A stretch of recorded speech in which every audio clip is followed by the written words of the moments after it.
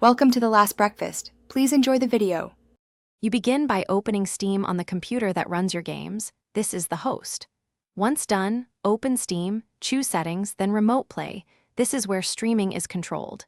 You do this because stopping remote play at the source prevents connections and avoids token leaks.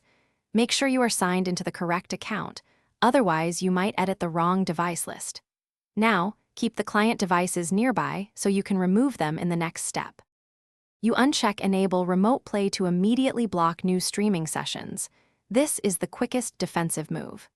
Next, click Manage Devices and remove every paired device. This revokes active authorizations and forces repairing if needed. For thoroughness, open Advanced Host Options and disable wake settings, and revoke any saved authorizations so clients cannot reconnect silently. Doing these steps prevents unattended reconnections and helps avoid accidental bandwidth use or performance impacts during updates or gameplay. You finish by restarting Steam and, if necessary, rebooting the host PC. This ensures settings fully apply. Then, sign out or remove Steam on client devices so stored tokens cannot reconnect. If a client still accesses games, clear the Steam download and web cache on both machines.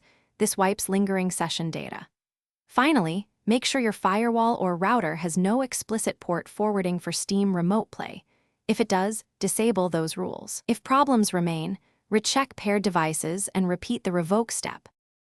Thanks for watching. If this was helpful, leave a like and consider subscribing. See you next time.